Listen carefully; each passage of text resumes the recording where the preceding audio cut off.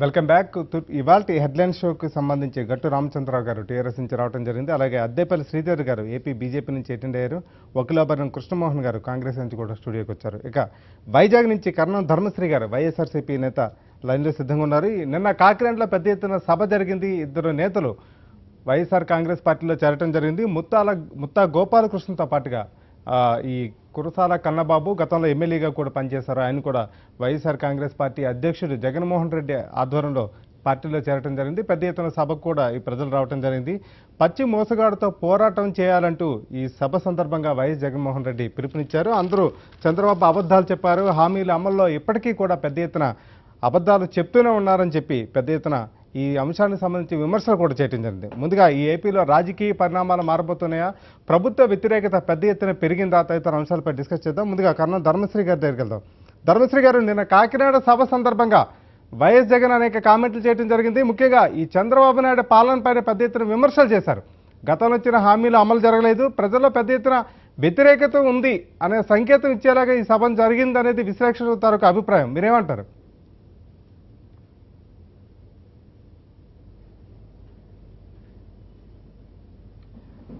నిన్న నేను కూడా అక్కడ కాకినాడ సభకు వెళ్ళానండి.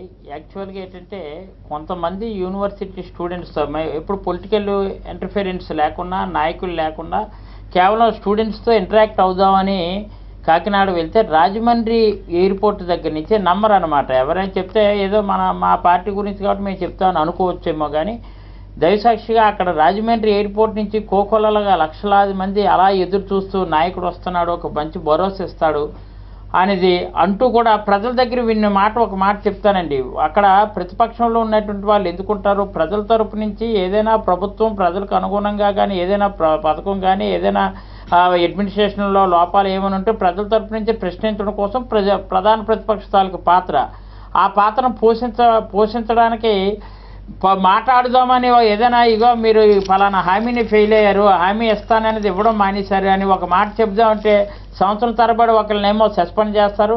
అలాగే ఆ అసెంబ్లీలో మాట్లాడడానికి అవకాశం ఇవ్వనటువంటి పరిస్థితి, వన్ సైడ్ స్పీకర్ తాలూకా విధానాలు చూస్తే వన్ సైడ్ ఉన్నటువంటి పరిస్థితి ఇవన్నీ ఉన్నాయి. కాబట్టి ఎట్టి పరిస్థితుల్లో ఆయన గొంతుని 1000 గొంతులుగా వినిపించైనా సరే ప్రజల్లో చైతన్యం తీసుకురావాలి అని, యూత్లో చైతన్యం తీసుకురావాలి అని ఉన్న విషయాన్ని అక్కడ ఎలాగ అసెంబ్లీలో మాట్లాడడానికి గొంతు నొక్కుతున్నారు. ఉన్న విషయాన్ని మాట్లాడదాన్ని అనుకుంటే మంచి పని చేశాడు జగన్మోహన్ రెడ్డి. ఇప్పుడు ఇక్కడ ఉన్నటువంటి రాష్ట్రం తాలూకు పరిస్థితులన్నీ కూడా వివరించడం కోసం హామీలు ఇచ్చినటువంటి అన్నీ కూడా ప్రజలు మోసపూరితమైనటువంటి అబద్ధాలతో మోసం చేసినటువంటి తెలుగుదేశం ప్రభుత్వం తాలూకా నైజాన్ని, చంద్రబాబు తాలూకా నిజాన్ని బయటికి వెలబుచ్చాలనే ఉద్దేశంతో జగన్మోహన్ రెడ్డి గారు వచ్చారనేది అక్కడ సామాన్యులు ఆడినటువంటి మాట. మీ ఎవరిని క్యాన్వాన్స్ కూడా చేయలేదని, ఎందుకంటే కార్యకర్తలు కూడా ఎవరిని తీసుకురావాలని నాయకుడిగా వచ్చారని మేము రాజమండ్రి ఎయిర్పోర్ట్ రిసీవ్ చేసుకుందాం అని వెళ్ళేసరికి వేలాది మంది, లక్షలాది మంది కాకినాడ ఎక్కడ చేసినా కాకినాడ భానుగుడి జంక్షన్ నుంచి చూసుకున్నట్లయితే ఫ్లైఓవర్ దగ్గర నుంచి పెద్ద ఎత్తున వచ్చినటువంటి స్పందన ఎందుకుందంటే ఇది ప్రభుత్వం మీద వ్యతిరేకత. జగన్మోహన్ రెడ్డి మీద అభిమానం ఉందా లేదా సెకండరీ, బట్ ప్రభుత్వం మీద చాలా వ్యతిరేకత ఉంది. కాబట్టి ఆ వ్యతిరేకతని ప్రశ్నించే అవకాశం నాయకుడు జగన్మోహన్ రెడ్డి గారు వచ్చారు. కాబట్టి ఆయన మాటల్లో విందామని అక్కడికి వచ్చారు. అబ్సల్యూట్లీ ఎక్కడ ఏంటంటే ఎవరైనా మహిళలు మోసం చేసినట్టు విధానాన్ని చెప్దామంటే మహిళని సస్పెండ్ చేస్తారు, యూత్ని మోసం చేసి జాబులు ఇస్తానన్నారని మోసం చేశారని చెప్పి బాబు వస్తే జాబ్ వస్తుందని చెప్పి దానికి జవాబు చెప్పాలని అని అడిగితే అక్కడ ఉన్నట్టు యువ ఎమ్మెల్యేని సస్పెండ్ చేస్తారు. అలాగే రైతులు మోసం చేశారని ఏదైనా రైతు ప్రతినిధి మాట్లాడితే అక్కడ ఉన్నట్టు ఎమ్మెల్యేలు సస్పెండ్ చేస్తారు. ఈ పరిస్థితి ఉంది. ఈ ప్రజలు ఎలా మోసపూరితమేనంటే ఇప్పుడు నిన్న జగన్మోహన్ రెడ్డి గారు చూసారా లేదు కానీ విజువల్స్ ఆయన మాట్లాడలేదండి. పైనుంచి ఎవరికి వాళ్ళు స్వచ్ఛందంగా కుర్రవాళ్ళు ఏది అడిగితే దానికి తిరిగి సమాధానం చెప్పారు. అమ్మ మన అందరం కలిసి పోరాటం చేయడం తప్ప, ఎందుకంటే మనం ఇప్పుడు ఎంత ఆరాటపడినా చంద్రబాబు నాయుడికి నిమ్మకి నీరెత్తినట్లుంది. ఆయన విదేశాలు పర్యటనిస్తున్నారు. ఈ సంవత్సరం 6 మాసాలు ఆయన పరిపాలన ఏంటంటే 6 నెలలు పట్టిసీమ, 6 నెలలు అమరావతి, 6 నెలలు సింగపూర్, జపాను, దావోస్గా ఇలా తిరుగుతున్నాడు. ఇది పరిపాలన విధానాలు అనేది జగన్మోహన్ రెడ్డి గారు చెప్పినటువంటి మాట. ఓకే ధర్మశ్రీ గారు. శ్రీధర్ గారు, మీరు అదే జిల్లాకు సంబంధించిన వాళ్ళు పెద్ద ఎత్తున రాజకీయంగా మార్పు వచ్చిందని అనుకోవచ్చా, లేకపోతే ప్రభుత్వానికి సంబంధించి వ్యతిరేకత అంటే ప్రభుత్వం స్టార్ట్ అయిన దగ్గర నుంచి ఈ హామీల అమలు విషయంలో పెద్ద ఎత్తున అసంతృప్తి రావడం, మహిళలు అసంతృప్తి రావడం, రైతులు అసంతృప్తి రావడం, ఉద్యోగులు అసంతృప్తి రావడం ఒక కామన్ కారణంతో పాటుగా ఒక రాజకీయంగా ఒక మార్పు కావాలి, ఖచ్చితంగా మార్పు రావాలి, ఎందుకంటే మనం చెప్పినవన్నీ ఏవి కూడా అమలు జరగలేదు, ఎన్నికలకు సంబంధించిన హామీలు అన్నీ కూడా పేపర్ మీద ఉండిపోయి అవి కూడా అమలుకి రావట్లేదు, ఉన్న ఉద్యోగాలు కూడా పోతున్నాయి అని ఒక రకమైన ఆక్రోషం కానీ ఆగ్రహం కానీ మొత్తం మీదకి ప్రజానీకంలో ఉంది అని ఒక స్పష్టమైన సంకేతంగా దీన్ని చెప్పుకోవచ్చు అంటారు. అంటే మనం ఒకటి ఆలోచించాలండి. ఇప్పుడు ఎవరైతే జాయిన్ అయ్యారో నిన్న, వారి బ్యాక్గ్రౌండ్ ఏంటి అని, కన్నబాబు అన్నతను ప్రెస్ జర్నలిస్ట్. చిరంజీవి గారి దయ వల్ల అక్కడ కాకినాడకు సంబంధించిన వ్యక్తి కాదు. చిరంజీవి గారు పర్సనల్గా ఆయనకి సీట్ ఇచ్చి పర్సనల్గా 3 సార్లు క్యాన్వాస్ చేసి గెలిపించారు. ఆ రోజుల్లో ఉన్న పరిస్థితుల్లో గెలవగలిగాడు అంతే. ఆ తర్వాత అతను ఈజ్ నాన్ లోకల్ ఏదో కుస్తీ పడుతున్నాడు. అతనికి ఏ పార్టీ 4 పార్టీల కోసం ట్రై చేశాడు. ఫైనల్లీ జగన్ గారు పార్టీని కన్విన్స్ చేసుకుని అక్కడికి వెళ్ళాను. ముత్తా గోపాలకృష్ణ గారు ఒకసారి గెలిచారు. ఆ తర్వాత వారి అబ్బాయి మొన్న 2-3 సార్లు ట్రై చేశారు, 2 దఫాలు కూడా. సో న్యాచురలీ వీళ్ళు ముగ్గురు ఎవరైతే ముత్తా గోపాలకృష్ణ, శశిధర్ గారు, కన్నబాబు జాయిన్ అయ్యారో అది వేరే ఆస్పెక్ట్. అంటే వాళ్ళు చేరికలనే అంశాన్ని ప్రజల నుంచి ఎట్లాంటి అది వేరే ఆస్పెక్ట్. అది వాళ్ళు ఏంటంటే ఎక్కడో ఒక క్రెడిబిలిటీ ఉండాలి, ఎక్కడో జాయిన్ అయ్యి మన ఏదో పార్టీ ఫ్లాగ్ కింద ఉండాలి, మనం ఉన్న పార్టీ సరిగా లేదు, మనం ఇంకా రాజకీయ నిరుద్యోగంలో ఉన్నాం కాబట్టి ఏదో ఒకటి ఎదుర్కోవాలి కాబట్టి ఎదుర్కొన్నారు. అది వదిలేసింది. ప్రజల స్పందన లేకపోతే ఏదైతే రోహిత్ ఇక్కడ సెంట్రల్ యూనివర్సిటీలో జరిగింది దాని మీద స్పందన ఉన్నది. 100% ఈస్ట్ వెస్ట్ గోదావరిలో ఎక్కడైతే బీసీ కమ్యూనిటీ, ఎస్సీ కమ్యూనిటీ ఎక్కువ మంది ఉన్నారో వాళ్ళు బాధపడ్డారు. ఏ విధంగా అయితే హ్యాండిల్ చేయాలో ఆ విధంగా హ్యాండిల్ చేయలేదు. మేము అతి కష్టం మీద ఒక యూనివర్సిటీ కానీ ఒక సెంట్రల్ యూనివర్సిటీలో చదువుకోవడానికి వచ్చిన తర్వాత మాకున్న వెసులుబాట్లు ఏవైతే స్కాలర్షిప్ కానీ స్టైఫండ్ కానీ ఒక పద్ధతిగా ఇవ్వవలసింది ఇవ్వలేదు. అదొక మేజర్ కారణం వల్ల రోహిత్ ఈ విధంగా చేసుకున్నాడు అనేది ప్రజల్లో ఉన్నది. అదే టైంలో జగన్ గారు 2-3 సార్లు యోగవేరి పెడదాం అనుకున్నారు, పోస్ట్పోన్ అయింది. ఇప్పుడు మొన్న కాకినాడలో పెట్టారు. స్టూడెంట్ స్పందన ఏంటంటే ఒక ఇష్యూ జరిగినప్పుడు స్పందన ఆటోమేటిక్గా ఉంటుంది, అందులో డౌటే లేదు. అది పొలిటికల్గా ఆయన బీయింగ్ ఆపోజిషన్ లీడర్ ఆయన వెసులుబాటు ఉన్నది కాబట్టి ఆయన అక్కడ మీటింగ్ పెట్టి నిన్న విద్యార్థులు అడిగినప్పుడు కూడా నోటిఫికేషన్లు రావట్లేదు, ఎన్నాళ్ళు నోటిఫికేషన్ కోసం ఎదురు చూడాలి, ఎన్నాళ్ళు అసలు బీటెక్ చదవాలంటే భయంగా ఉంది అన్నయ్య అనే ఒక రకమైన కొన్ని రకమైన వ్యాఖ్యలు వెనకాత ఈ ప్రభుత్వం ఎక్కడైనా విఫలమైందా అన్న ఆలోచన జనానికి లేదంటారా? అంటే ఇప్పుడు ఒక చిన్న విషయం చెప్తానండి. ఈ కాలేజీలు, ఈ అకౌంటబిలిటీ ఇవన్నీ కూడా ఇంటర్మీడియట్ కాలేజెస్లో ఎక్కువ మంది స్టూడెంట్స్ ఉంటారండి. ఆ తర్వాత నిజంగా చెప్పుకోదగ్గ ఎక్కువ మంది స్టూడెంట్స్ ఇంజనీరింగ్ కాలేజెస్లో ఉంటారు. ఓకే, ఇంజనీరింగ్ కాలేజెస్లో జంబ్లింగ్ విధానం పాటించారండి. పాటించినప్పుడు ఒక కాలేజ్ పాటించే వాళ్ళ కాలేజీలో పిల్లలు కానీ చదువు అదే ఎగ్జామ్స్ అక్కడే కానీ చేస్తే 100 మంది పిల్లలు ఉంటే 80-70 మంది, ఒక 20% యాబ్సెంట్ అయినా 80-70 మంది పరీక్షలు రాస్తున్నారు. ఈ జంబ్లింగ్ విధానం పాటించిన వెంటనే వాళ్ళకి ఎగ్జామ్స్ వేరే కాలేజీలో వచ్చేటప్పటికి అది 10-20% మంది పరీక్షలు రాస్తున్నారు. అంటే ఏంటి, కాపీయింగ్ అలౌ చేస్తున్నారు కాబట్టి పరీక్షలు రాస్తున్నారు అనేది. ఇవి ఇంజనీరింగ్ కాలేజీ ప్రతినిధులందరూ మొన్న చంద్రబాబు నాయుడు గారిని కలిసి 2 రోజుల ముందర చంద్రబాబు నాయుడు గారిని అడిగారు, ఈ జంబ్లింగ్ విధానం తీసేసేయండి ఇంజనీరింగ్ కాలేజెస్కి, మాకు ఇబ్బందిగా ఉంటే. నిక్కచ్చిగా చంద్రబాబు నాయుడు గారు అంటే ఆల్రెడీ ఇంజనీరింగ్ కాలేజెస్ మీద ఇబ్బంది ఉన్నది, అకౌంటబిలిటీ, కాలేజ్ నుంచి బయటకు ఎంప్లాయబిలిటీ 80% ఇంజనీరింగ్ కాలేజ్ నుంచి బయటకు వచ్చిన వాళ్ళ పరిస్థితి విషయంలో జంబ్లింగ్ విధానం మీద కాకుండా ఇంజనీరింగ్ కాలేజ్ నుంచి కష్టపడి బయటకు వచ్చిన విద్యార్థుల విషయంలో ప్రభుత్వం ఇప్పటి వరకు ఉద్యోగ కల్పన పైన ఎలాంటి శ్రద్ధ చూపెట్టింది? గడిచిన 5-6 సంవత్సరాలుగా ఎవరైతే కాలేజీల నుంచి బయటకు వచ్చిన అనేక మంది స్టూడెంట్స్ ఇప్పటికీ రోడ్ల మీద ఎందుకు ఉండాల్సి వస్తుంది?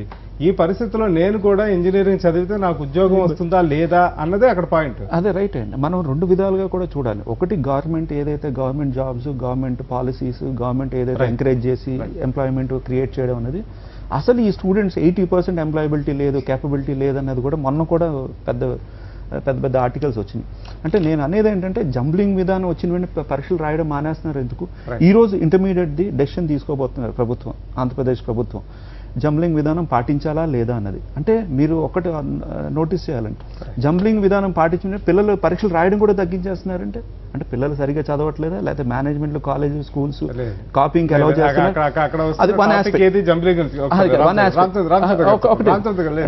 అంటే ఇప్పుడు చంద్రబాబు నాయుడు గారు ఇప్పుడు ఏదైతే కోరుకుంటున్నారో, ఏదైతే చేయబోతున్నారో ఇవన్నీ కూడా అంటే మనం వేచి చూడవలసింది. ఇప్పుడు సడన్ గా ఇప్పుడు ప్రభుత్వం వచ్చింది ఈ 2 ఇంటర్మీడియట్ కాలేజీలు అంటే నారాయణ చైతన్య విద్యా సంస్థలు కదా సార్? అదే అందరూ ఉన్నారు, వాళ్ళిద్దరు సింపథైజర్స్. అదే వాళ్ళిద్దరు సింపథైజర్స్ ఎక్కువ మంది మెజారిటీ. ఇప్పుడు ఏ కాలేజీలో ఉన్నా కూడా 80% వాళ్ళ దగ్గర ఉంటున్నారు. ఇప్పుడు దీంట్లో రెండు రకాలు. నిన్న కాకినాడలో మీటింగ్ తర్వాత జాయిన్ అయిన విషయం ఒకటి, అసలు మీటింగ్ పెట్టినానికి ఒకటి మనం దృష్టిలో ఉంచుకోవాల్సింది ఏంటంటే, ప్రజల మూడు ఎలా ఉంటే ప్రజలకు ప్రాతినిధ్యం వహించేవాళ్ళు ఆ మూడుకు అనుకూలంగా ఉండకపోతే ఒంటరి అయిపోతారు. ప్రజానాయకుడు అనుకునేవాడు ప్రజల్లో ఉండాలని కోరుకునేవాడు, తను ఒంటరి అయిపోయి ప్రజల్లోకి వెళ్ళిపోతే తనకి ఉండలేడు. కాబట్టి ప్రజా మూడు ఎలా ఉంటుంది అనేది దాన్ని గమనించాలి. ఇక్కడ జరుగుతున్నది ఏంటంటే ఆంధ్రప్రదేశ్లో ప్రధానంగా ఒకటి, ఇప్పుడు చేయకపోయినా చేస్తాడనే ఆశ అన్న ఉండాలి. చేస్తాడనే ఆశ ఎలా ఉంటుంది? ఉదాహరణకు తెలంగాణ ఉంది, కేసీఆర్ వచ్చి 1 సంవత్సరం 2 సంవత్సరాలు అయింది. తను ఏమన్నా మిగిలిన చేయలేకపోయినా ఉంటే భవిష్యత్తులో చేస్తాడేమో అని ఉంటుంది. ఎందుకంటే ఇప్పటిదాకా చేసిన గతంలో చేసింది లేదు కాబట్టి. ఇక్కడ అది కాదు, 9 ఏళ్ళు 10 ఏళ్ళు పరిపాలన చేసినప్పుడు కూడా చూశారు కాబట్టి భవిష్యత్తు ఆశ కూడా దాని మీద కనపడదు ఇక్కడ. రెండోది ఏంటి, ఇప్పుడు శ్రీధర్ గారు అంతగా దాన్ని సమర్థించక్కర్లేదు. ఎందుకంటే వాళ్ళ మేనిఫెస్టోలు కూడా విరివిడే, ఇద్దరు కలిసి పోటీ చేసిన మేనిఫెస్టో ఒకటిగా ఏం పెట్టి చేసినట్టు ఏం లేదు. కామన్ మినిమం ప్రోగ్రామే తప్ప మేనిఫెస్టోలు డిఫరెంటే. మేనిఫెస్టోలో స్పష్టంగా ఒక మాట చెప్పారు తెలుసా, ప్రతి నిరుద్యోగికి 2,000 రూపాయలు ఇస్తామని చెప్పారు ఇంటికి. ప్రతి ఇంటికి ఉద్యోగం ఇవ్వలేకపోతే ఇప్పుడు కనీసం ఒక ఇంటికన్నా ఇస్తే స్టార్ట్ అవుతుందేమో అని అనుకోవచ్చు మనం. అది ఇంకా నోటిఫికేషన్ చూద్దాం, ఎన్ని నోటిఫికేషన్స్ వచ్చాయి, నోటిఫికేషన్స్లలో పోనీ ఇప్పటికి ఎన్ని ఉద్యోగాలు రిక్రూట్ అయ్యాయి అని కనుక చూస్తే ఒకటైంది, ఇంకో రెండో జరుగుద్దేమో అని ఆశ ఉంటుంది. లేదు రుణమాఫీ విషయమే ఉంది, టోటల్ రుణమాఫీ మీరు కట్టొద్దు అని పిలుపునిచ్చాడు. కట్టొద్దు, డబ్బులు తిరిగి పే చేయొద్దని పిలుపునిచ్చాడు. తీరా వచ్చారని 1,50,000 అని చెప్పాడు ఇక్కడికి. అంటే 1,50,000 కూడా దాదాపు 87,000 కోట్ల రూపాయలు రుణమాఫీ జరగాల్సింది, దాన్ని 16,000 కోట్ల రూపాయలు కుదించి రకరకాల కారణాలతో తీసుకొచ్చారు. అంటే నువ్వు అగ్రికల్చర్ విషయంలో చూసినా, విద్య విషయంలో చూసినా, ఉద్యోగాల విషయంలో చూసినా స్పష్టంగా చేయలేకపోతున్నాడనే విషయం మనకు స్పష్టంగా కనపడుతుంది. రెండోది ఆయన ఆకాశాన్ని వ్యవహరిస్తున్నాడు. ఎంతవరకు ఈ రాష్ట్రమే కాదు ఈ దేశాన్ని కూడా విడిచి మాట్లాడుతున్నాడు తప్ప, ఎంతవరకు సింగపూరు, జపాను, ఈ చైనా ఇదే తప్ప మనం కానీ మన వాళ్ళు కానీ మన వాళ్ళు తెలివికల్లోని అంగీకరణ కూడా అతను రాలేకపోతున్నాడు. మన వాళ్ళు మన దగ్గర కూడా మేధావులు అనే విషయాన్ని కూడా అతను అంగీకరించలేకపోతా ఉన్నాడు. అది మొదటి నుంచి కూడా ఉంది, ఇప్పుడు కూడా ఉంది. దీంతో ఏమవుతుందంటే చదువుకున్న వాళ్ళలో ఒక రకమైన వ్యతిరేకత వస్తుంది. మీరు చూడండి, చంద్రబాబు నాయుడు గెలిచిన వెంటనే దాదాపు 30-40 మంది ఎమ్మెల్యేలు ప్రతిపక్షం నుంచి జాయిన్ అవుతారు అన్నారు. ఇప్పటిదాకా నాకు తెలిసి ఒక్క ఎమ్మెల్యే కూడా జాయిన్ అయ్యేది కనపడలేదు. అంటే అధికార పార్టీలకు పోవాల్సిన వలసలు ప్రతిపక్షంలోకి పోతున్నాయి అన్నప్పుడు పాలన విషయంలో ఖచ్చితంగా సమీక్షించుకోవాల్సిన అవసరం ఉంటుంది. ఆ సమీక్షలో అందరికంటే ముందు బీజేపీ సమీక్షించుకోవాల్సిన అవసరం ఉంటుంది. ఎందుకంటే ఆ కవిగిలి భయంకరమైన విషయ కవిగిలి, అది ఎవరిని మిగలలేదు నాకు తెలిసి. అందుకని బీజేపీ ఎవరో రేపు వాళ్ళు కూడా దాన్ని ప్రజామూడుకు అనుకూలంగా పోక తప్పని పరిస్థితి నెట్టబడుతుంది. అది ప్రజల కోరుకుని ఎవరైనా. ఇక రెండోది వాళ్ళు జాయిన్ అయ్యారు దాని విషయంలో అంటే పార్టీ మార్పిడిని మనం తక్కువ అంచనా. జయప్రకాష్ నారాయణ జనతా పార్టీ పెట్టే ముందు 8 పార్టీలు మారాడు, కానీ లోక్నాయక్గా పేరు తెచ్చుకున్నాడు. అంత మాత్రాన పార్టీని మనం దాన్ని తక్కువగా అంచనా వేయలేం. రెండు, ఇప్పుడు కన్నబాబు జాయిన్ అయ్యాడు అక్కడ. కన్నబాబు అనే వ్యక్తి నాకు ఇక్కడ అర్థం చేసుకోవాల్సి వస్తుంది ఏముందంటే, కాపులు ఏదైతే మన చంద్రబాబు నాయుడు గెలుపుకి సహకరించారో కాపులలో ఒక రకమైన వ్యతిరేకత పెరుగుతుంది అనే దానికి స్పష్టంగా కనపడుతోంది. కన్నబాబు అనే వ్యక్తి ఆ రోజు కూడా చిరంజీవితో పాటు బయటకు వచ్చిన కాపు లీడర్. అతను కాపు లీడర్ కాదు సార్, జర్నలిస్ట్ అండి. లీడర్ ఏంటి?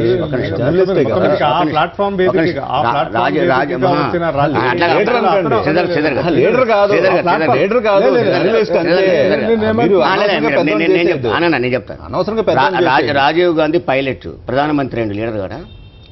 లీడర్ కాడా? అది కాదు, రాజీవ్ గాంధీతో పోలిస్తారు. రాజీవ్ గాంధీ ఇందిరాగాంధీ కొడుకు. చెప్పండి, అది కూడా చెప్పండి. ఒకటి అదే కన్నబాబు, మీరు అన్నారు ఈ మాట, అదే కన్నబాబు ఇండిపెండెంట్గా పోటీ చేస్తే 37,000 ఓట్లు వచ్చాయి. ఇండిపెండెంట్గా పోటీ అదే కాన్స్టిట్యున్సీలో ఒంటరిగా పోటీ చేస్తే 37,000 ఓట్లు వచ్చాయి. అంటే ఎంత ఓన్ చేసుకుంది కాపు వరకు అని అర్థం కాలే. ఆయన లీడర్ కాకపోతే ఇండిపెండెంట్ వ్యక్తికి 1,000 ఓట్లు ఎలా వస్తాయి? ఎప్పుడు పూర్తిగా ఏ పార్టీ నీడ కింద లేకుండా. కాబట్టి ఒక వ్యక్తిని మనం తక్కువ చేసి మనకి ఇష్టం, నేను కన్నబాబు మీద నాకేం ఇష్టం లేదు ప్రధానంగా, కానీ ఒక వ్యక్తిని అంత తక్కువ చేసి చూడకూడదు. అంటే ఒక ప్రధానంగా ఒక పార్టీ టికెట్ మీద పోటీ చేసిన వ్యక్తులకే డిపాజిట్లు పోయిన ఒక సమయంలో తన ఇండిపెండెంట్గా పోసి 1,000 ఓట్లు సంపాదించిందంటే ఆ వర్గం ఎందుకు అతను ఓన్ చేసుకోవడానికి మనం ఎలా చెప్పగలుగుతాం? ఖచ్చితంగా ఒక వ్యక్తికి ఉన్న వాల్యుయేషన్ ఒక వ్యక్తికి ఉంటుంది. నేను అనేది ఏంటంటే ఆ కాపు వర్గం, ఉదాహరణకు కాపు వర్గం ఉంది సార్, ఎందుకు ఓన్ చేసుకోవాలి? మన ఒక ఫెడరేషన్ అని పెట్టారు, ఆ ఫెడరేషన్ తీసుకుపోయి బీసీ డిపార్ట్మెంట్ రిజిస్ట్రేషన్ చేశారు. అది అటు వర్తించదు, ఇటు వర్తించదు.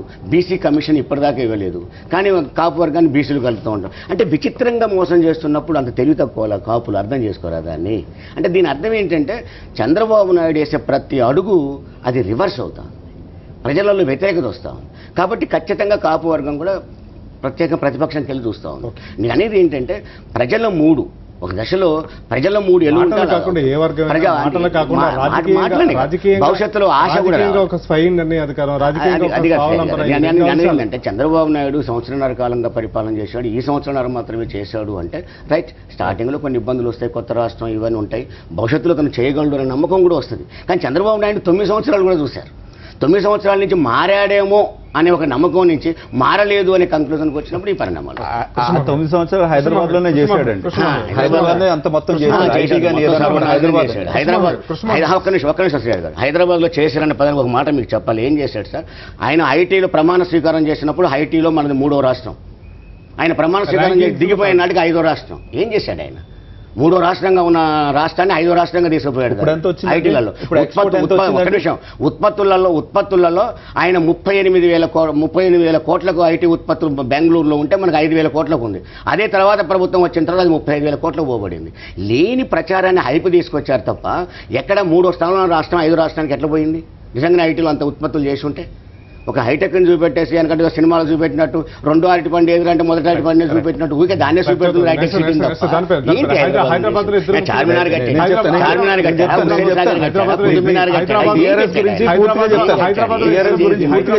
టీఆర్ఎస్ గురించే కాదు, చంద్రబాబు నాయుడు బీజేపీ గురించి చెప్పగలరు. చంద్రబాబు ఏం చేశాడు హైదరాబాద్ ని? కాకినాడ సభ సందర్భంగా ప్రత్యేక హోదా అంశం కూడా పెద్ద ఎత్తున తెరపైకి వచ్చింది. ఈ ప్రత్యేక హోదాపై అసలు కేంద్రాన్ని ఇప్పటివరకు రిప్రజెంట్ చేయకపోవడం కూడా పెద్ద ఎత్తున విద్యార్థులు ప్రశ్నించిన తీరు మనం చూసాం కదా. తప్పనిసరి, ఎందుకంటే అక్కడ అన్ని సమస్యల కన్నా అన్నింటికన్నా ప్రధానమైనటువంటి ప్రత్యేక హోదా గురించి అన్ని రాజకీయ పార్టీలు హామీ ఇచ్చాయి. ప్రధానమంత్రి అభ్యర్థిగా మోడీ గారు కూడా హామీ ఇచ్చినటువంటి సందర్భాలను మనం చూసాం. కానీ ఇవాళ మరి రాష్ట్రం ఏర్పడిన తర్వాత దాని గురించి ఎందుకు మాట్లాడడం లేదు? వాళ్ళ మిత్రపక్షంగా ఉంటే ఉండవచ్చు, కానీ బీజేపీ ప్రత్యేక హోదాను ఇవ్వడంలో ఉన్నటువంటి అడ్డంకులు ఏమిటి? వెంకయ్యనాయుడు గారే కదా ఆనాడు విపరీతంగా పోరాటం చేసి ప్రత్యేక హోదా కావాలనేటువంటి మాటను మెప్పించి తీసుకొచ్చుకున్నది. దాని తర్వాత ఆ పర్యవసానాలు ఎందుకు తీసుకురావడం లేదు?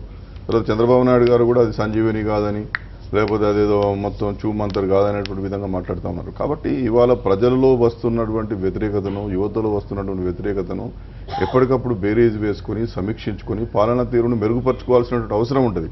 అనేక సందర్భాల్లో మిత్రపక్షాలకు సంబంధించినటువంటి బీజేపీ నాయకులే, సోమా వీర్రాజు గారు కానీ వీళ్ళంతా కూడా నేరుగా గవర్నమెంట్ మీద విపరీతంగా విమర్శ చేసినటువంటి సందర్భాలను మనం చూస్తూ ఉన్నాం. కాబట్టి ఇవాళ ఈ నేపథ్యంలో భరోసా ఇచ్చే విధంగా, ధైర్యం ఇచ్చే విధంగా, మీకు అండగా ఉంటా అనేటువంటి విధంగా అక్కడ ఉన్నటువంటి ప్రధాన ప్రతిపక్షం చేస్తున్నటువంటి పాత్రను మనం కాదనలేం. ఇవాళ జగన్మోహన్ రెడ్డి గారు యువజన సదస్సు పెట్టినా, లేకపోతే మరొక సదస్సు పెట్టినా, మీరు ఇంతకుముందు మా పెద్దలు మాట్లాడుతున్నప్పుడు మీరు కూడా మాట్లాడుతున్నప్పుడు అన్నారు, ఇప్పుడు రామచంద్రరావు గారు అన్నట్టుగా అధికార పక్షంలోకి లైన్ కట్టాలి కానీ విపక్షంలోకి లైన్ కట్టాల్సినటువంటి అవసరం ఉంది. తర్వాత ఈ సమయంలో ఇంత క్లిష్టమైన సమయంలో రోజు మేము ఏదో చేస్తామని చెప్తున్నటువంటి సమయంలో అంతేకాకుండా బీజేపీ కూడా ఎప్పటికప్పుడు సమస్యలను, పరిస్థితులను బేరీజ్ వేసుకొని పార్టీని బలోపేతం చేసే కార్యక్రమం కూడా ఏం చేయడం లేదు. మిత్రపక్షం మీద కావచ్చు, కానీ మీ పార్టీని బలపరచుకోవడానికి ఉన్నటువంటి అడ్డంకులు ఏమిటి? ఒకవైపు మోడీ గారు ఉన్నారు, మీకు జాతీయ స్థాయిలో బలమైనటువంటి పార్టీ, దేశ స్థాయిలో పాలన చేస్తూ ఉన్నారు.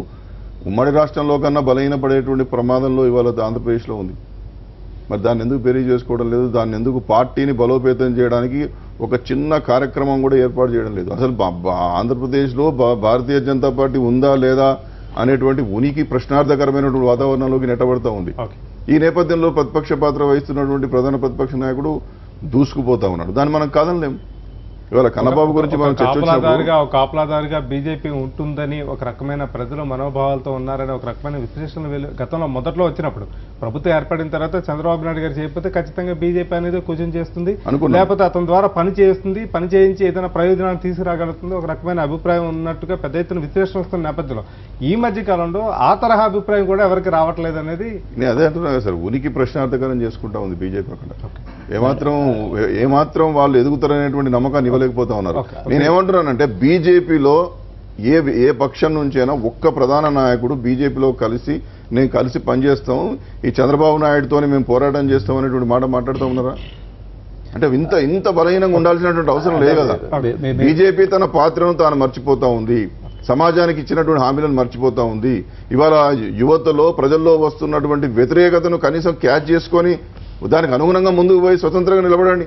చంద్రబాబు నాయుడు గారితో మీరు కలిసి ప్రయాణం చేస్తే లాభం లేదనేటువంటి సంకేతాలు చాలా స్పష్టంగా కనిపిస్తున్నప్పుడు మీరు దాన్ని తీసుకొని స్వీకరించి మీరు ఎందుకు బలోపేతం కావడం లేదు?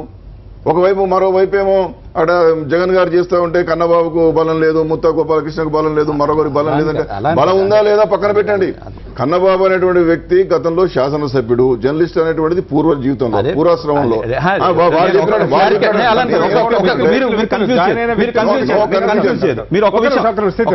జాయిన్ అయిన వ్యక్తుల మీద కన్నా అంశం లేదు. ఆ సామాజిక వర్గంలో ఎందుకంత ఆగ్రహం వచ్చింది? నిన్నటి సభకి ఎన్నికలు లేవు, ప్రత్యేకమైన ఎన్నికలు ఏమి ముంచుకు రావట్లేదు, లేకపోతే ఏదైనా ప్రతిపక్ష పార్టీ మళ్ళీ ఇప్పుడే అధికారంలోకి వస్తుందన్న ఒక రకమైన సంకేతాలు ఏమీ లేవు. అలాంటి లేనప్పుడు సరిపడా మెజార్టీ టీడీపీకి ఉన్నప్పుడు, సరిపడా సపోర్ట్ కేంద్రం నుంచి ఉందని ఒక బలమైన భరోసా ఉన్నప్పుడు ఇప్పటి పరిస్థితుల్లో ఎందుకు అంతమంది జనం అటెండ్ కావాల్సి వచ్చింది? ఎందుకు అంత ఆగ్రహం వ్యక్తం చేయాల్సి వచ్చింది? ప్రభుత్వంపై ఏదైతే ప్రభుత్వం మీద విమర్శలు చేస్తున్నప్పుడు కూడా ప్రజలు ఎందుకు దానికి ఏకాభిప్రాయాన్ని వ్యక్తం దానికి చెప్పండి. ఒక నిమిషం నేను మాట్లాడినాను. ఇప్పుడు ప్రభుత్వం ఇచ్చినటువంటి ఏ హామీని కూడా ఇంతవరకు నెరవేర్చలేదు. రామచంద్రరావు గారు చెప్పినట్టుగా నిరుద్యోగ భృతి ఇవ్వలేదు, నిరుద్యోగ సమస్యను రూపుమాపడం లేదు, ఖాళీలు భర్తీ చేయడం లేదు, ఎవరికి భరోసా ఇవ్వడం లేదు. ఉన్న ఉద్యోగాలను సర్ప్లస్ పేరిట ఫీల్డ్ అసిస్టెంట్లను లేకపోతే ఉపాధి హామీ పథకానికి సంబంధించిన వాళ్ళందరినీ కూడా పెరికారు. కొత్త రిక్రూట్మెంట్ లేనే లేదు. డిఎస్సికి పరీక్ష నిర్వహించారు, ఇంతవరకు ఫలితాలు ఇవ్వరు, న్యాయస్థానాల్లో ఉంది. అలాంటప్పుడు ఉద్యోగాలు లేవు, వాళ్ళ జీవితాలకు కావాల్సినటువంటి ఒక దారి కనపడటం లేదు. మరోవైపు ప్రభుత్వంలో ఉన్నటువంటి ఎమ్మెల్యేలు, మంత్రులు, నాయకులేమో దోపిడీల మీద దోపిడీ చేస్తూ అవినీతికి రాజ్యం వెళుతూ మాఫియాలుగా తయారైపోతా ఉన్నారు. వీటన్నిటికీ ఏవి కూడా బీజేపీ చెక్ పెట్టడం లేదు. అలాంటప్పుడు ప్రధాన ప్రతిపక్షంగా ఇవాళ జగన్మోహన్ రెడ్డి గారో లేకపోతే అక్కడ ఉన్నటువంటి మరొక పార్టీ దాన్ని భుజాన వేసుకొని ప్రజల పక్షాన్ని నిలబడాల్సినటువంటి అవసరం ఉంది. ఆ దిశగా ఇవాళ జగన్మోహన్ రెడ్డి గారు పోతా ఉన్నారు కాబట్టి అక్కడ ప్రజలు ప్రమాదం పడుతూ ఉన్నారు. ధర్మశ్రీ గారు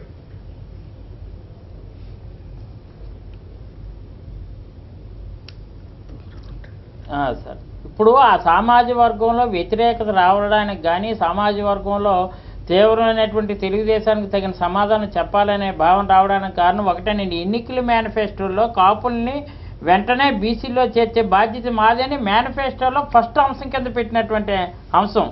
ఆ విధంగానే పవన్ కళ్యాణ్ సపోర్ట్తో ఆయన గెలవడం కానీ, అలాగే కొంతమంది ఇక్కడ ఉన్నటువంటి కొంతమంది ఏంటంటే ఇక్కడ కాపులుగా ఉన్నటువంటి కొంతమంది ఫోకస్ లీడర్లను ఆయన దగ్గర చేర్చుకోవడం కానీ, ఎట్టి పరిస్థితుల్లో కూడా కాపుల్ని బీసీలుగా చేర్చుతామని చెప్పారు. అంతెందుకు, విశాఖ జిల్లాలో ఉన్నటువంటి మేము అందరూ కూడా తూర్పు కాపులమే. విశాఖ జిల్లా, విజయనగరం, శ్రీకాకుళం ఉన్నటువంటి వాళ్ళు అందరూ తూర్పు కాపులు అయినప్పటికీ కూడా, మేము బీసీలు అయినప్పుడు కూడా మాకు రావాల్సినటువంటి ధ్రువపత్రాలు ఇవ్వడంలో కూడా అలసత్వం ప్రదర్శిస్తున్నారు. మేము బీసీలు అయ్యి కూడా తూర్పు కాపులుగా మా బీసీ హక్కులు మేము కాపాడుకోలేనటువంటి పరిస్థితి ఈ ప్రభుత్వం వచ్చిన తర్వాత ఏర్పడ్డది. రాజశేఖర రెడ్డి అయ్యేవాళ్ళు అదేం లేదు. రాజశేఖర రెడ్డి గారు ఒక జీవో ఇచ్చారు, without migration you have to release their certificates అని క్లియర్ చెప్పి ఒక జీవో ఇచ్చారు. జీవో ఎంఎస్ నెంబర్ 65 ఇస్తే దాని ప్రకారం మాకు అన్నీ కూడా ఉన్నటువంటిది మేము అన్నీ అక్కడ తూర్పు కాపులు, విశాఖ జిల్లా, విజయనగరం, శ్రీకాకుళం ఉన్నటువంటి వాళ్ళందరూ తూర్పు కాపులే.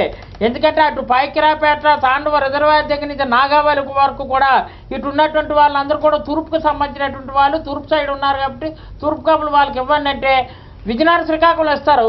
విశాఖపట్నంలో విజయ డివిజను, అనకాపల్లి డివిజన్ ఇస్తారు, నర్సీపట్నం డివిజన్ ఇవ్వలేదు. ఎంత ఘోరం చూడండి.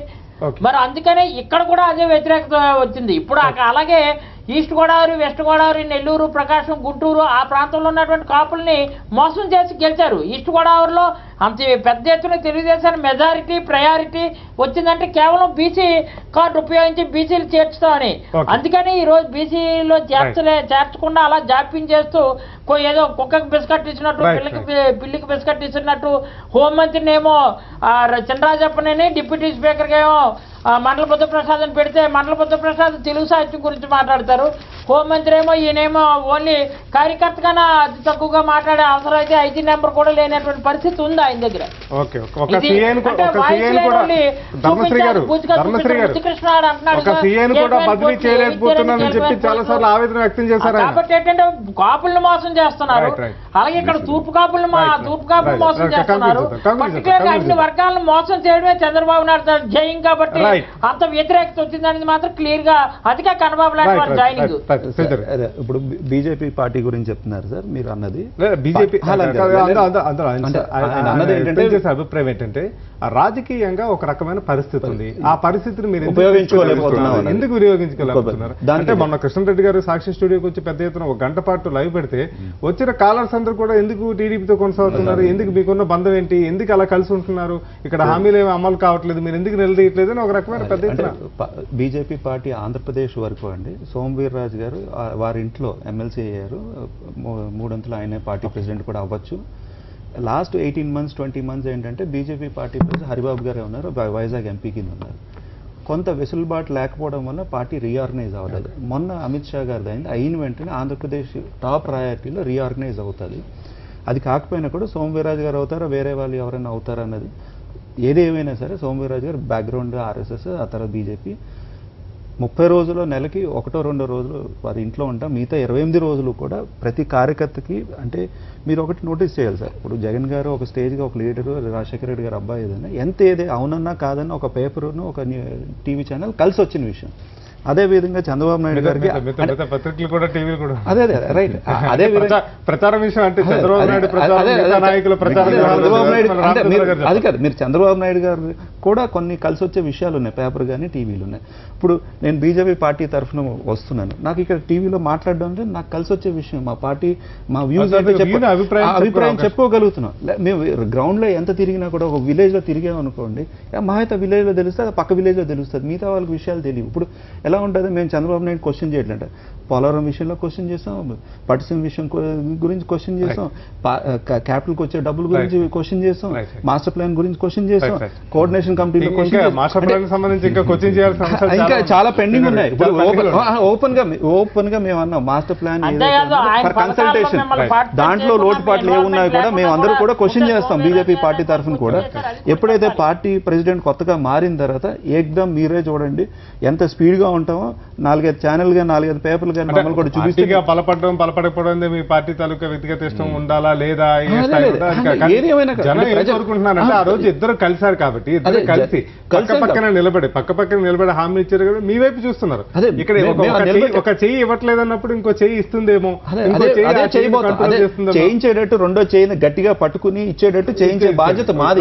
మేము అది తీసుకునే ఏంటంటే బీజేపీ వ్యక్తిగతంగా బలపడుతుందా లేదా కాకపోయినా అనాలిసిస్ చేయాల్సి వచ్చినప్పుడు ఉదాహరణకు మోడీ యొక్క ఎఫెక్ట్ లేకుండా చంద్రబాబు నాయుడు గెలిచిందని మనం చెప్పలేము.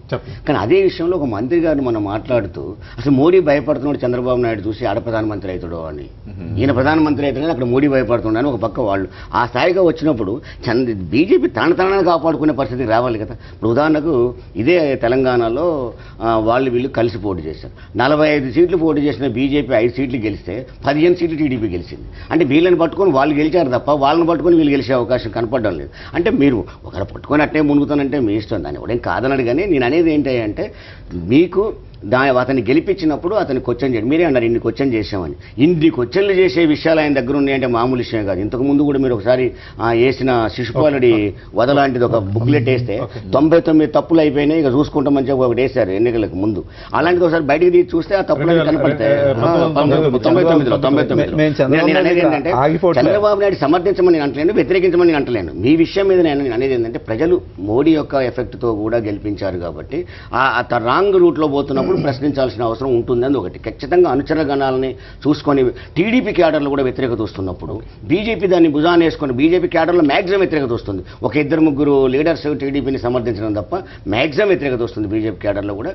తాను ఆలోచించుకుంటే బెటర్. మేము అక్కడతో ఆప్ చేయట్లేదండి, ఇక్కడ కేసీఆర్ గారిని కూడా క్వశ్చన్ చేస్తాం. ఏదైతే ఎన్నికల బరిలోకి ఇవాళ ఇద్దరు సీఎంలు దిగబోతున్నారు. పోరు కత్తుల పోలు గుత్తుల ఏంటి ఈ రెండు ప్రశ్నల్లో దేనికి సమాధానం ఇచ్చేలాగా లేకపోతే బలం చేకూర్చేలాగా ఇద్దరు ప్రచారం దిగబోతున్నారు అనేది పెద్ద ఎత్తున డిస్కషన్ నడుస్తుంది. మీట్ ది ప్రెస్ ద్వారా సీఎం కేసీఆర్ అయితే బహిరంగ సభల ద్వారా సీఎం చంద్రబాబు పర్యటిస్తున్నారు. ఓటుకు కోట్ల కేసు నాటి అప్పటి విమర్శలకు కట్టుబడతారా, మళ్ళీ రాజకీయంగా ఇద్దరు దగ్గరయ్యారు అనే ఒక రకమైన అభిప్రాయం వచ్చిన నేపథ్యంలో ఆ విధంగా వ్యవహరిస్తారా అనేది పెద్ద ఎత్తున ఆసక్తి నెలకొన్న నేపథ్యంలో దీనిపై డిస్కస్ చేయబోతాం. ముందుగా కృష్ణమోహన్ గారు, ఇద్దరు సీఎంలు ఇవాళ జీహెచ్ఎంసీ ఎన్నికలను పెద్ద ఎత్తున ప్రతిష్టాత్మకంగా తీసుకున్నారు. ఇద్దరు కూడా పెద్ద ఎత్తున ఇవాళ ప్రచారం చేయబోతున్నారు. జనమంతా ఆసక్తిగా ఉన్నారు. ఎవరు ఏం మాట్లాడతారు, ఎవరు ఏ తరహా, ఒకరేమో నేనే రాజధానిని డెవలప్ చేశాను, ఒకరంటే అసలు రాజధాని మీరు డెవలప్ చేసింది అంటే హైదరాబాద్ మీరు డెవలప్ చేసింది, ఎప్పుడో డెవలప్ అయింది హైదరాబాద్ అని ఇంకొకరు. నిన్న కేటీఆర్ లొకేషన్ మధ్య కూడా పెద్ద ఎత్తున డిస్కషన్ నడిచింది. కొంతమందికి ఎలా ఉండిపోతుంది అంటే ఇటీవల నిజాం కాలేజ్ గ్రౌండ్లో జరిగినటువంటి సభ తర్వాత మనం పర్యవసానాలు చూస్తే అవాళ వాడు తగ్గించారు చంద్రబాబు అసలు ఆ జోలికి పోలేదు. కనీసము చంద్రశేఖరరావు గారి పేరు కానీ ప్రభుత్వం పేరు కానీ ఉచ్చరించినటువంటి వాతావరణం మనం చూసాం. దత్తాత్రేయ గారు కూడా చాలా టూకీగా మాట్లాడి ముగించారు తప్ప వారి నుండి ఎలాంటి వ్యాఖ్యలు, అనుచితమైనటువంటి వ్యాఖ్యలు కానీ సవాలుకు ప్రతి సవాలు విసిరే మాటలు కానీ రాలేదు. నిన్న మొన్న జరుగుతున్న పరిణామాలను చూస్తే అన్నయ్య అంటే తమ్ముడు అని మాట్లాడుకుంటున్నారు తప్ప వాళ్ళిద్దరు కూడా ఏమీ సవాల్కు ప్రతి సవాలు విసురుకోవడం లేదు. ఈరోజు కూడా చంద్రబాబు నాయుడు తాను ఏం చెప్పాడో చేంజ్ చేశాడో అది చెబుతూ పోతాడే తప్ప ఈ ప్రభుత్వం మీద, కేసీఆర్ గారి మీదనో టీఆర్ఎస్ ప్రభుత్వం మీద వ్యాఖ్యలు విమర్శలు చేస్తారని చెప్పి నేను అనుకోవడం లేదు. నాకేంటంటే మీరు అన్నట్టుగా పూల గుత్తులు అనేది అన్నారు కదా, అంటే పూల కత్తులు కాదు, ఇద్దరు కత్తులు చూసుకోరు, ఇద్దరు పూల గుత్తులే. ఏం లేదు, చంద్రబాబు నాయుడు అంటే తెలుగుదేశం పార్టీ ఇక్కడ ఉంది కాబట్టి వారు వస్తున్నారు, కొంత మాట్లాడిపోతారు.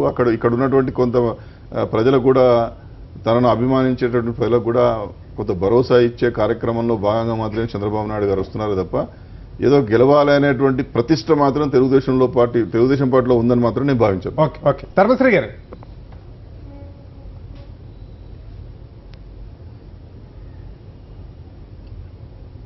ఇప్పుడండి యాక్చువల్గా జిహెచ్ఎంసీ ఎలక్షన్స్ జనరల్గా ఏంటంటే ఎక్కువగా హైదరాబాదు జిహెచ్ఎంసీ పరిధిలో ఉన్నారు కాబట్టి ఆంధ్ర సెటిలర్స్ అందరూ కూడా మ్యాక్సిమము ఇప్పుడు జిహెచ్ఎంసీ పరిధిలో ఉన్నారండి. అంటే అక్కడ ఎంప్లాయీస్ కానీ ఇప్పుడు రాజధాని మాట వరుసకి ఏంటంటే మాటకే మారిందేమో కానీ ఇంకా ఎంప్లాయీస్ అందరూ కూడా లో క్యాడర్ కానీ మొత్తం క్లాస్ 4 ఎంప్లాయీస్ కానీ, క్లాస్ 3 ఎంప్లాయీస్ కానీ, క్లాస్ 2 ఎంప్లాయీస్ కానీ అందరూ అక్కడే ఉన్నారు.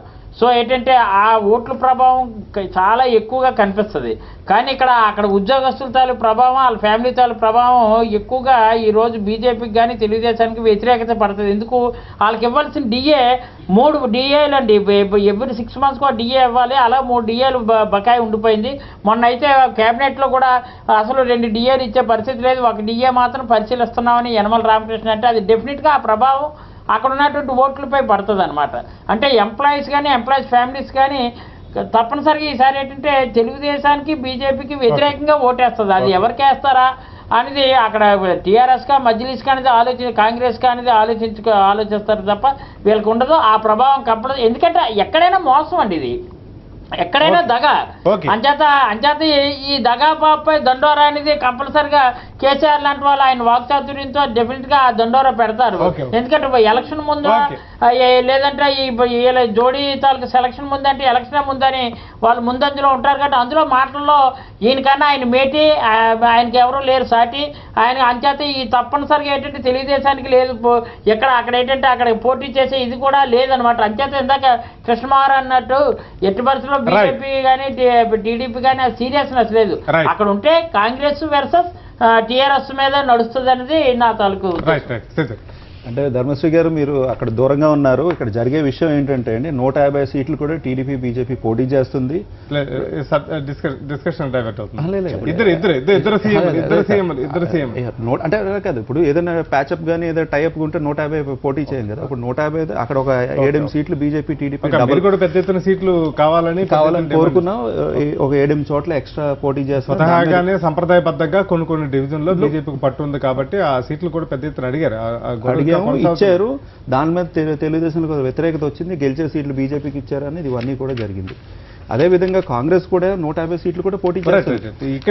ఇప్పుడు ఇద్దరు సీఎంలు వచ్చేటప్పటికి ఏంటంటే ఏమవుతుందంటే, ఇప్పుడు ఏదేమైనా కూడా మనం గ్రహించాల్సిన విషయం ఏంటంటే నైబరింగ్ చీఫ్ మినిస్టర్స్ అంటే ఒక మనిషి ఒక భర్త తండ్రిగా ఉంటాడు, అదే విధంగా పరస్పరంగా మాట్లాడుకోవడం అవంతా ఓకే. కానీ ఇది రాజకీయ ప్రచారం అనే విషయానికి వచ్చినప్పుడు ఇద్దరు ఎట్లా మాట్లాడతారు, ఎట్లా ఉండబోతారు? ఆ రోజు నిజాం కాలేజ్ గ్రౌండ్స్ లో మీటింగ్ జరిగే రోజున బిఫోర్ ఆ రోజు తెల్లవారుజామున చంద్రబాబు నాయుడు గారు వచ్చారు. 3 రోజులు కూడా డే అండ్ నైట్ కష్టపడి ఇన్వెస్టర్స్ మీట్ వైజాగ్ లో కండక్ట్ చేశారు.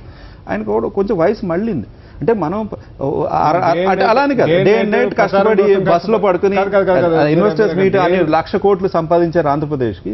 అంటే ఆయన గట్టిగా మాట్లాడలేదంటే గట్టిగా మాట్లాడి తప్పు పడుతుంది. చంద్రబాబు నాయుడు ఓపెన్గా చెప్పారు, నేను కానీ గట్టిగా మాట్లాడితే అది అడ్వాంటేజ్ తీసుకుంటారు టీఆర్ఎస్ వాళ్ళు, నేను అంటే మీడియంగా వెళ్తాను, మీరు చేయవలసింది మీరు చేయండి అని క్లియర్గా చెప్పారు. నేను నేషనల్ పునరంకిత సభలో పెద్ద ఎత్తున గట్టిగానే మాట్లాడారు కదా. అదే కంటిన్యూషన్ జరుగుతుంది. అంటే ఇప్పుడు ప్రతిసారి మనం ప్రజలు ఏంటంటే ప్రజల్లో కూడా 4 రకాల మనుషులు ఉంటారు. మనం గట్టిగా మాట్లాడితే కొంతమంది ఆకర్షిస్తాం, మెత్తగా మాట్లాడితే కొంతమంది ఆకర్షిస్తాం. ఏ విధంగా మాట్లాడాలని సీనియరే కదా పొలిటికల్, మెత్తగా మాట్లాడాల్సిన అవసరం ఉన్నప్పుడు మాట్లాడారు. ఇప్పుడు గట్టిగా మాట్లాడాలి, గట్టిగా మాట్లాడతారు. ఇప్పుడు టీఆర్ఎస్ ఏం గొప్పగా ఏమీ లేదు.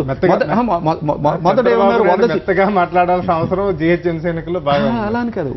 టీఆర్ఎస్ గారు ఏమన్నారు, మాకు 100 సీట్లు ఎగ్దమ్ వచ్చేస్తుంది అన్నారు. ఆ తర్వాత ఏమన్నారు, నామినేషన్ ఏదైతే ఎక్స్ ఆఫీషియల్ నెంబర్తో కలిసి 100 అన్నారు. ఇప్పుడు ఆ తర్వాత ఏమంటున్నారు, మేము పార్టీ కూర్చుంటాం అంటున్నారు. అంటే అక్కడికే దిగిపోయారు. ఎందుకు కాంగ్రెస్ కానీ బీజేపీ కానీ టీడీపీ గట్టి పోటీ ఇస్తున్నది కాబట్టి. ముందర కేసీఆర్ గారు ఏమన్నారు, ఆయన తత్వం ఏంటంటే వాళ్ళు వచ్చేవారే కదా క్యాన్వాసింగ్.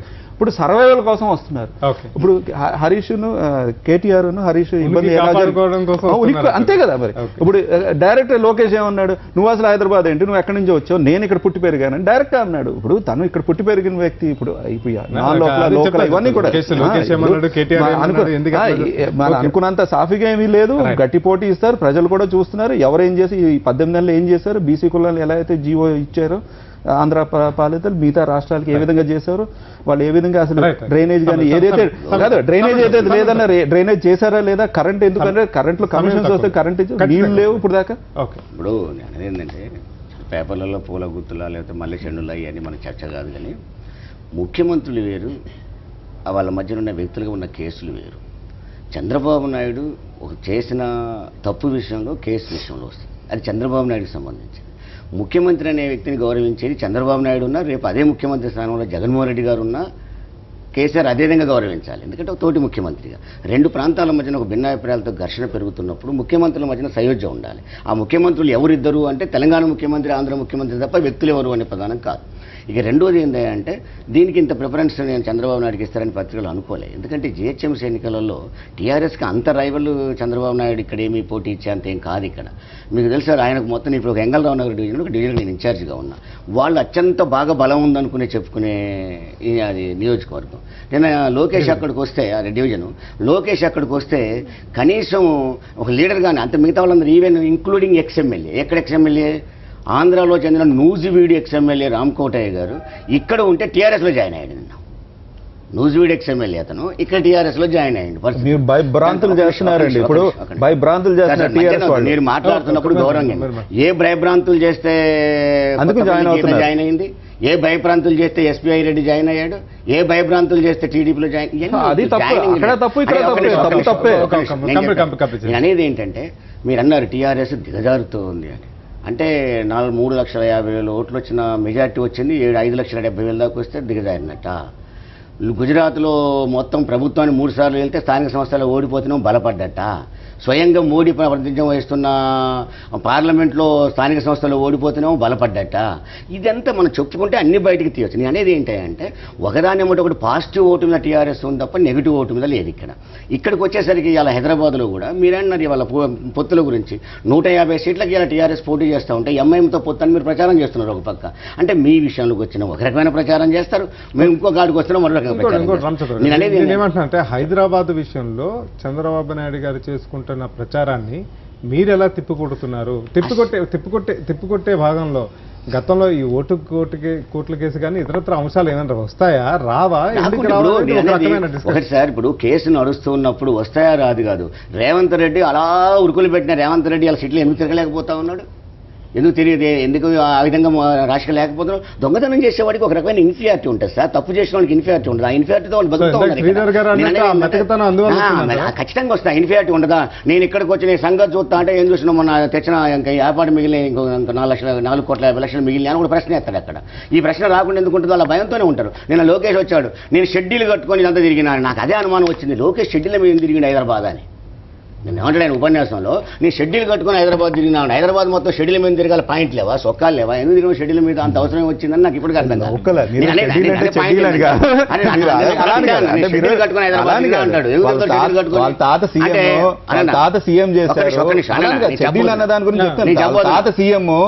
లిటరల్ గా చెడ్డీలు అంటే చిన్నప్పుడు ఇక్కడే తిరిగాడు, ఇక్కడే పతంగులు ఎగరేసాడు, ఈ ఏరియాలో తిరిగాను, నాకు ఆ మీనింగ్ తీసుకోవాలి కానీ చెడ్డీలతో ఉన్నాడు అంటే ఆయన అన్న పదాన్ని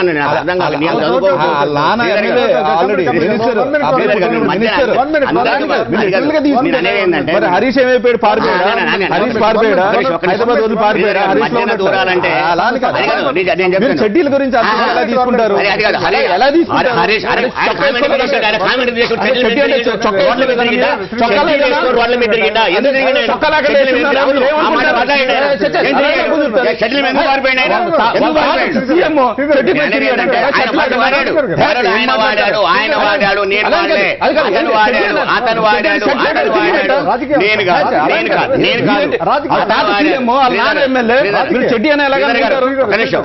ఆయన వాడిన వరుడిని అక్షరాలు అన్న తప్ప మాట చాలా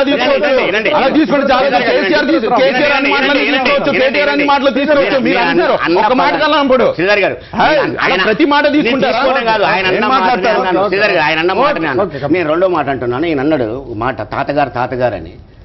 తాతగారు బాగు చేశాడు, తండ్రి గారు బాగు చేశాడు. నీ తాత పేరెత్తే అర్హత లేదంటున్నాను నేను. ఎలా ఎత్తవైనా తాత పేరు ఎలా ఎత్తావు? తాత చనిపోయినప్పుడు ఆయన గుర్తేంటి? తాత చనిపోయినప్పుడు ఆయన పార్టీ ఏంటి? ఎలా పెట్టుకుంటావు నువ్వు సింబల్ని? ఇవాళ నువ్వు మంత్రివర్గంలో మంత్రి వెనుకున్న ఎన్టీ రామారావు ఫోటో తీసావు, నీ సభ్యత్వం పుస్తకాలు వెనుకున్న రామారావు ప్రింట్ తీసావు, నువ్వు ఏ తాత పేరు వాడతావు? అంటే నీ పార్టీ అది కాదు, నీ జెండా అది కాదు, నీ ఎజెండా అది కాదు. నడుస్తున్న బండ్లో తొట్ల నుంచి రామారావుని తీసి పగ్గాలు పట్టుకున్న వ్యక్తివి నువ్వు రామారావు పేరు ఎలా చెప్తావు? నువ్వు తాత పేరు చెప్పకు, తండ్రి పేరు చెప్పు, నీకు ఆ రైట్ ఉంది. నువ్వు మొదలుపెట్టి కేటీఆర్ ఇక్కడ లోడు కాదు, లోకేష్ చిన్నపిల్లోడు రాజకీయంలో లేడప్పుడు. లోకేష్ గారు మీరేదో లోకేష్ ఎందుకు చెప్తారు? ఆ రోజు రాజకీయ పరిస్థితుల్లో అందరూ చేశారు, మీ పార్టీలో ఉన్న సగం మంది చేశారు. ఎన్టీ రామారావు గారి సగం మంది మీ పార్టీలో, మీ పార్టీలో ఎవరు అడుగుతున్నాను మాట్లాడతారు? లోకేష్ సంబంధం ఏమున్నది? లోకేష్ చిన్నపిల్లోడు, లోకేష్ చిన్నపిల్లోడు, ఆ సంబంధం ఏముంది? ఎన్టీ రామారావు గారి సంగతి మాట్లాడతారు. మనోడు ఏదైనా మాట్లాడతారు తాత గురించి. చిన్న పిల్లగాడికి చిన్న పిల్లగాడికి మీనింగ్ లేకుండాను చిన్న పిల్లగాడికి పెద్ద మాటలు ఎందుకు? అంటే చిన్న పిల్లగాడు మాట ఎక్కడన్నాడు? మాట తప్పలేదు, లోకేష్ ఎక్కడ మాట తప్పలేదు. రామారావు పేరెత్తి అర్హత తెలుగుదేశం ఏం మాట్లాడతారు? వాళ్ళు మీరు నేను వాడుకుంటా ఉంటాం, ఆయన గురించి మాట్లాడతారు. ఏం మాట్లాడతారు? మీ పార్టీలో సగం మంది గెలిచినారు, ఎన్టీ రామారావు పేరు మీద గెలిచిన వాళ్ళు. ఈ రోజు మీ పార్టీలో ఉన్న వాళ్ళు, ఈ రోజు వార్డు గెలిచిన వాళ్ళు, గాంధీ మొత్తం A to Z 50% NT Ramarao పేరు పెట్టుకుని గెలిచిన వాళ్ళు. ఏం మాట్లాడతారు? మీ కేసీఆర్ కూడా ఏంటి ఎన్టీ రామారావు పేరు పెట్టుకుని గెలిచిన ఏం మాట్లాడతారు? బీఫామ్ ఇచ్చినాడు. కేసీఆర్ గారు మాట్లాడండి, గట్టిగా మాట్లాడారు.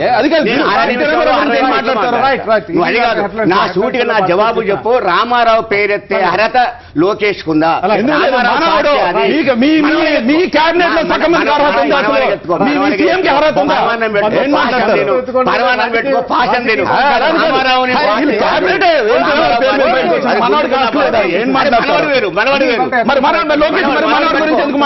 మనవాడితో పాశం పెట్టుకో, రాజకీయం మనవాడు కాదు.